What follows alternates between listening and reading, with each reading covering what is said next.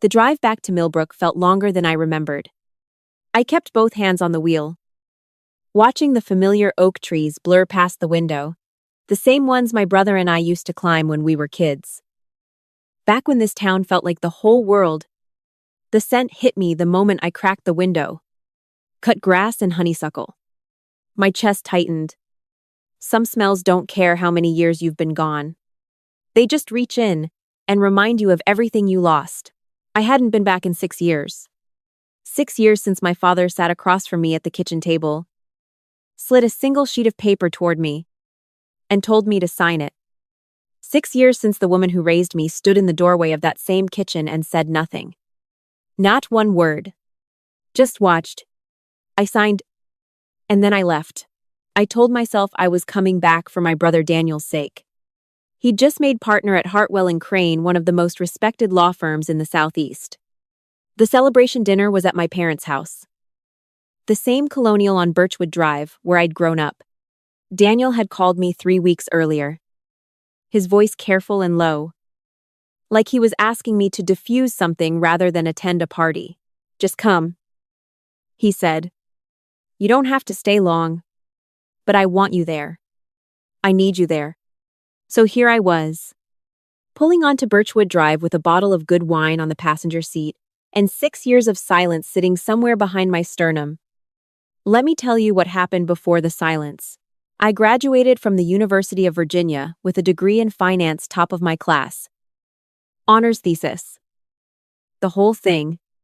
My father, Richard Calloway, had built Calloway Capital from nothing, a mid-sized private equity firm in Atlanta that had spent 30 years earning a reputation for being careful, disciplined, and quietly powerful. He hadn't gone to college himself. He'd built everything on instinct and handshakes and an almost religious belief in legacy. His legacy. His name. His firm. He'd always told me the firm would be mine someday. Not Daniel's. Daniel wanted to be a lawyer from the time he was 12 years old. And my father respected that. But I was the one who sat beside him at the kitchen table on Saturday mornings, reading through deal memos while other kids were watching cartoons. I was the one who asked questions. I was the one who understood what he was building. Or so I believed. What I didn't understand, what I was too young and too trusting to see, was that my father had already promised the firm to someone else. Marcus Hale was my father's protégé, 10 years older than me. Sharp in that dangerous way where intelligence wears the costume of charm, he'd joined Calloway Capital straight out of Wharton. And by the time I arrived as a junior analyst at 23, he was already a senior partner. He was also, I would later learn, the reason my father had started looking at me differently, not with less pride, with something more complicated. Calculation. I'd been at the firm for 8 months when I noticed the discrepancy. It wasn't dramatic. It was a number on a spreadsheet, a routing difference between what a client account showed internally and what was being reported on the quarterly statement. Small enough to miss, big enough to matter. I spent 2 weeks running the numbers quietly before I brought it to my father. I sat in his office on a Tuesday afternoon. I laid out the documentation carefully. I told him what I'd found and what I thought it meant. He listened the whole way through. Then he clasped his hands on the desk and looked at me with an expression I didn't have words for yet. Where did you pull these files? He asked. From the internal system. I have access. You went into the client archive, he said. Not a question. I had clearance. I just followed the numbers. He was quiet for a long moment. Then he said, I need you to forget about this. I stared at him. Dad? This looks like I know what it looks like. His voice was flat. Even. The voice of a man making a decision, not having a conversation. And I'm telling you to let it go. Marcus has been with this firm for 12 years. He has relationships with every major client we have. You've been here 8 months? I felt something cold move through me. So it doesn't matter what the numbers say. What matters, he said slowly, is that you understand how things work. Not just the numbers, the relationships, The trust. And if someone is misusing that trust, he looked at me, then really looked at me, and I saw something in his eyes I had never seen before. Not anger, not disappointment. Fear. He was afraid of what I'd found. And he was more afraid of what fixing it would cost him. 3 weeks later, he called me back into his office. My mother was there. She was standing near the window with her arms crossed, looking out at the parking lot, like she was watching for something that wasn't coming. My father slid a sheet of paper across the desk. It was a resignation letter. Already written. My name at the top. Sign it, he said. I looked from the paper to him to my mother's back. She didn't turn around. You're asking me to resign, I said. I'm asking you to be smart. He kept his voice low, and even the way he sounded when he was closing a deal he didn't entirely believe in but needed to get done. Marcus is aware that you've been accessing files outside your scope. He's prepared to escalate that to the compliance board. If this becomes a formal review, it gets messy. For everyone, he's going to report me for finding evidence of his own misconduct, Rebecca. That was the first word my mother said. Just my name. Like a warning. There is no evidence, my father said. There's a junior analyst making accusations she can't substantiate without exposing the fact that she accessed confidential client files without authorization. That's what this becomes. That's what it looks like. I looked at my hands. I remember noticing they were completely still. I thought they should be shaking. What about the clients, I asked. The clients are fine. What about what's right? The silence that followed that question was the loudest thing I had ever heard in my life. My father picked up a pen and held it out to me. This protects you, he said. And it protects this family. Sign it. And we move forward. Everyone moves forward. I looked at my mother one more time. She had turned slightly from the window. Not enough to face me. Just enough that I could see her profile. Her jaw was set. Her eyes were dry. I picked up the pen. I signed. I walked out of that office. And I did not say goodbye to anyone. I took the elevator down to the lobby, walked through the glass doors, and stood on the sidewalk in the Atlanta afternoon heat, and thought, okay. What now? What now turned out to be everything. I moved to Charlotte with $4. 200 inches savings and the absolute cellular certainty that I was never going to let another person hand me a pen again. The first year was the kind of hard that doesn't make for a clean story. I worked at a hotel front desk for 11 months. I applied for 47 jobs and heard back from 9. I ate a lot of peanut butter. I read every SEC filing, every compliance regulation, every whistleblower case I could find on nights and weekends. Not because I had a plan, because I needed to understand what had happened to me, what I had actually walked into, so I could make sure it never happened again. The break came from an unexpected direction. A former professor of mine from UVA had moved into consulting work for the Financial Industry Regulatory Authority. She reached out through LinkedIn, almost offhandedly, asking if I was still in finance. I told her what had happened, not everything, but enough. She was quiet for a moment on the phone, and then she said, Rebecca, do you still have the files? I had never deleted them. I want to be careful here about what happened next because it didn't happen fast and it didn't happen cleanly, and it wasn't satisfying in the moment the way you might hope. Investigations take time. Compliance reviews take time. Building a case that can actually hold up against a well-connected firm with 12 years of client relationships takes a very specific kind of patience that I had to learn like a second language. I spent 2 years consulting part-time for the regulatory team, which turned into a full-time compliance analyst position, which turned into a senior role, which turned into something I never anticipated. I was good at this. Genuinely. Structurally good at finding the thing that didn't fit the number that was off. The pattern that broke. The story that didn't match the data. I spent the next 4 years building a reputation in a world my father didn't know existed. During that time, not once did I call home. Not for Thanksgiving. Not for Christmas. Not when my mother sent a card on my birthday the second year. The message inside so carefully neutral, it could have been written to a stranger. Not when Daniel called and left voicemails that I listened to twice and didn't return. I wasn't punishing them. I was protecting myself. There's a difference. Though I understand it doesn't always look like one from the outside. I built a wall, and I built it out of work, and I put everything I had into what was on the other side of it. By the time Daniel called about the partnership dinner, I was 31 years old and the director of special investigations at a firm called Meridian Compliance Group.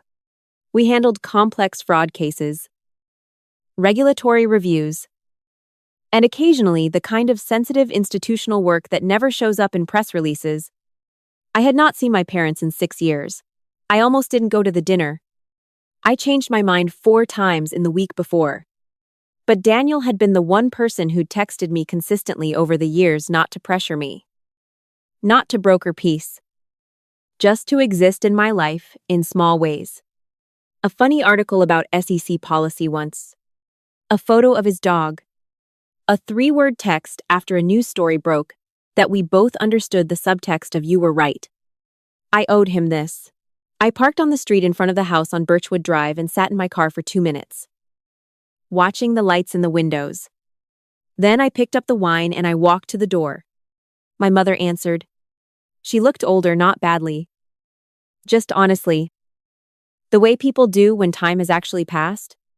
She looked at me for a moment with an expression I couldn't immediately classify. Then she stepped back and said, "You came. I came." I said, "The house smelled exactly the same." That was the part I hadn't prepared for. Daniel found me in the front hallway before I'd made it 10 steps inside. He hugged me for a long time. And I let him, and neither of us said anything. Over his shoulder, I could see the living room, maybe 20 people. Firm colleagues. Family friends. A few faces I recognized from years ago, and my father, standing near the fireplace with a glass of bourbon, watching me with an expression I recognize now.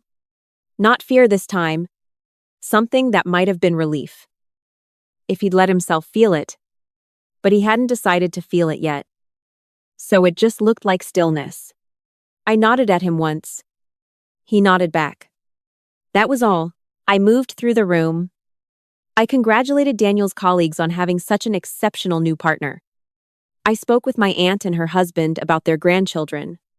I drank half a glass of wine standing near the bookshelves and thought about how strange it was to be a stranger in the house where you learn to read. I had been there about 40 minutes when the front door opened again. I didn't look up immediately. I was in a conversation with Daniel's mentor, a senior partner named George Whitfield, who was telling me something about trial preparation. It was the shift in the room that made me turn a small redistribution of attention toward the door. The way a room moves when someone enters it, who carries a certain kind of weight. The man who came in was in his mid-60s. Silver-haired. Broad across the shoulders. With the upright posture of someone who had spent years in a world where how you stood told people who you were. He was wearing a dark blazer. He was with a younger woman who appeared to be his daughter. I didn't know him. He spoke to the host near the door, shook a few hands, made his way into the room. Daniel went to greet him. Apparently they knew each other from some civic board they both served on. I had turned back to George and was listening to something about discovery timelines when I heard it. Heard him. "Excuse me." It was directed at me. I turned. The silver-haired man was standing about 4 feet away. And he was looking at me with an expression I can only describe as a man trying very hard to reconcile 2 separate images in his mind. His eyes moved to my face. Then away. Then back. Then he straightened. "I'm sorry to interrupt," he said. "But are you Rebecca Calloway? I am," I said. Something moved through his expression. Rebecca Calloway from Meridian Compliance Group. The room had not gone quiet yet, but the small cluster of people nearest to us had paused. "Yes," I said. He looked at me for a moment longer. Then he fully turned toward my father, who had been standing 8 feet away and had heard every word. "Richard," he said, and his voice carried easily in the way of someone used to filling a room. "I didn't realize this is your daughter." My father set down his bourbon glass very carefully. "Yes," he said. His voice was controlled. "You know Rebecca, know her." The man I would learn his name was Congressman Edward Farrell, let out a short breath of something between surprise and admiration. "Richard, your daughter's team is the reason the Hendricks capital case resulted in federal charges instead of a settlement. She spent 2 years building that case. The U.S. Attorney's office called it the cleanest investigative package they had seen in a decade." He paused, looked at me, looked back at my father. "I've been trying to get a meeting with her firm for 3 months. I had no idea she was—" He stopped. Because my father's face had done something it very rarely did. It had gone completely still in the way that means a person has just understood something that changes the shape of a great many other things, and they are doing the math in real time. In front of other people, and there is no way to stop it. My mother was standing near the kitchen doorway. I saw her hand find the door frame. The room had gone quiet now.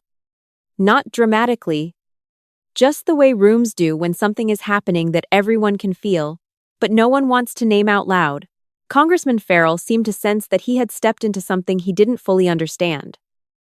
Because he glanced between my father and me with a polite, careful expression and said, "Well, Rebecca, I hope you'll agree to that meeting. What your team has done for regulatory integrity in this sector is genuinely extraordinary. I'd be glad to," I said. My voice was steady. I was proud of that. He excused himself to find Daniel. The silence that followed lasted maybe 4 seconds. It felt much longer. I did not look at my father. I did not need to. I turned back to George Whitfield and picked up the thread of the conversation about discovery timelines as though nothing had happened. Because the thing about being right, the thing I had spent 6 years learning, is that you do not need to underline it. You do not need to make anyone look at it. The truth has its own gravity. It pulls people toward it whether they want to go or not. I stayed another hour. Daniel walked me out to my car when I left. The night air was cool and smelled like the oak trees and honeysuckle from the drive-in. And for a moment, we just stood on the sidewalk without talking. "He knew," Daniel said finally. "He knew the whole time you were right about Marcus." I looked at him. "I know. The Hendricks case that was connected, wasn't it? Same pattern. I can't discuss the details of a federal investigation." "Rebecca, I can't," I said. And I put my hand on his arm so he understood I wasn't shutting him out. "But I'll tell you this. When you're good at finding what doesn't fit, you find it everywhere it exists. And it usually doesn't exist in just one place." He nodded slowly. He understood. "Dad looked like he'd been hit," he said. "I know. He was wrong. What he did to you. He was wrong." I thought about the kitchen table. The pen. My mother at the window. The sound of my own signature on paper. I thought about the hotel front desk and the 47 job applications and the peanut butter and the nights I stayed up until 2 in the morning reading case law, because it was the only thing that made me feel like what had happened to me had a purpose. "Yeah," I said. "He was—" "Are you okay?" Daniel asked. I considered that question honestly. I've been okay for a long time. I said, "Tonight I'm just processing." He hugged me again. And I held on for a second longer than I meant to. And then I got in my car. I drove back through Millbrook the long way. Past the oaks I remembered from childhood. Past the high school. Past the diner on County Road where Daniel and I used to get milkshakes after soccer practice. I drove slowly. The windows down. The night air moving through the car. My phone buzzed on the passenger seat. I didn't look at it until I reached the highway on-ramp and stopped at the light. A text? My father's number, which I hadn't deleted in 6 years, even though I'd never used it. It said I'd like to talk. If you're willing, I know I don't have the right to ask. I sat at the light for a long moment. I didn't answer him that night. Not because I was punishing him. Not because I didn't have things to say. I had 6 years of things to say. I didn't answer him because I had learned slowly, through work and solitude, and the quiet accumulation of being exactly who I was, without anyone's permission, that the most important conversations happen when you're ready for them. Not when someone else needs to have them. He could wait. I had waited long enough. The light turned green. I drove,